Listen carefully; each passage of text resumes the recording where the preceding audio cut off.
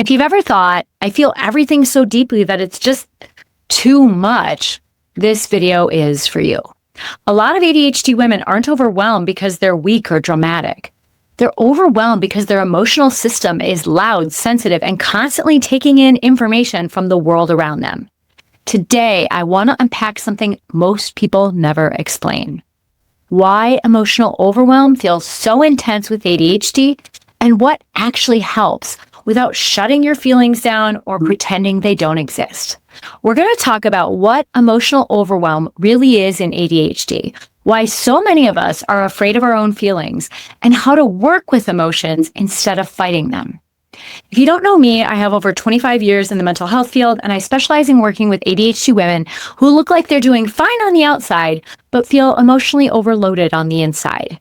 By the end of this video, you'll understand why this happens, why it's not a personal flaw, and how to start relating to your emotions in a way that feels safer and more manageable. When ADHD women say, I feel emotionally overwhelmed, they're usually not just talking about being stressed. What they're describing is feeling emotions more intensely, feeling them in the body, and having a harder time filtering emotional input from the world.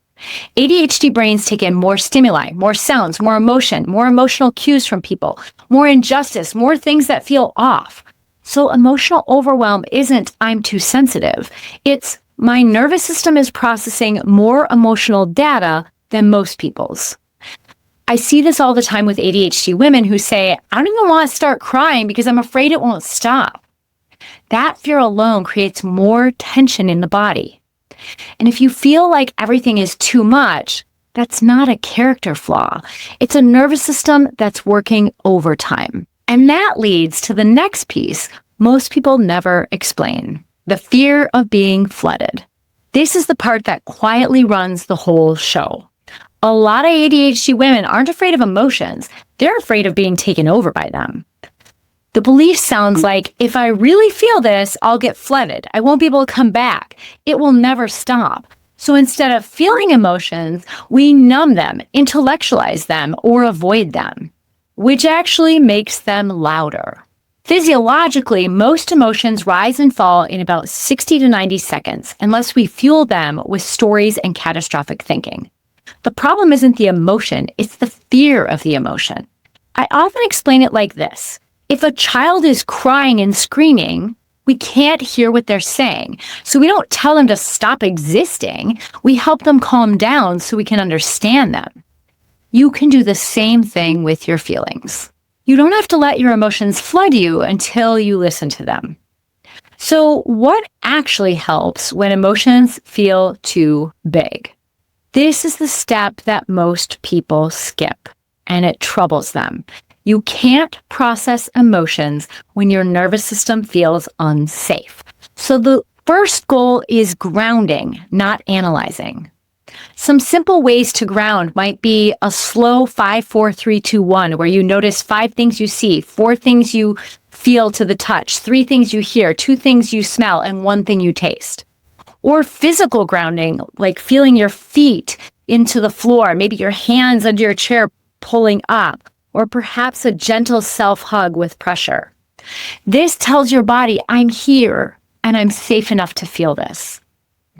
So instead of diving straight into, why do I feel this way? You can start with, can my body just settle enough first? This doesn't have to be dramatic. It just has to be consistent. So once the body feels safer, something shifts. This is where the relationship with emotions changes. When overwhelm settles, emotions stop feeling like enemies and start acting like messengers. Emotions aren't problems to fix.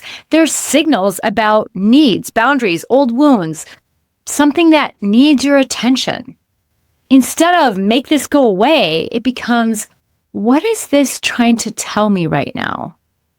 A woman trying to organize her home might suddenly feel panicky or ashamed, not because the task is bad or she's bad, but because it's touching old experiences of failure or criticism.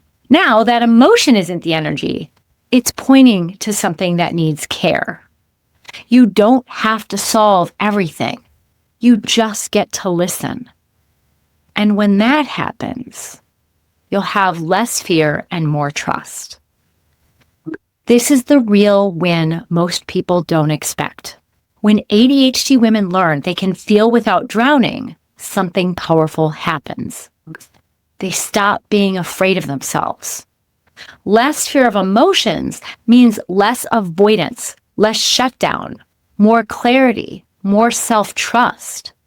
Emotions become guidance, not chaos. So instead of "I can't handle this," it becomes "something matters here." That's not weakness, that's emotional intelligence. So now that you understand emotional overwhelm differently, the next step is learning how to work with your ADHD brain instead of fighting it. If this video hit home for you, here are 3 things you can do. First, leave me a comment and tell me what emotion feels the hardest for you to feel right now or handle right now. Second, if you want help breaking out of emotional overwhelm in daily life, I have a free tool called the ADHD 5-Step Taskmaster Plan that helps you move forward when everything feels like it's too much. I've linked it in the description. And third, if you want to go deeper, this work is exactly what I teach inside my programs and some of what is in my book, The Self-Love Woman Way: How to Stop Playing Small with ADHD. And it's all for ADHD women, where we combine nervous system support and real life strategy. So now that you know what emotional overwhelm actually is, the next step is learning how to build a life that doesn't constantly trigger it or run from it. And that's what we'll keep working on here. Thanks for watching, and be sure to hit that subscribe button for more ADHD support. Take good care.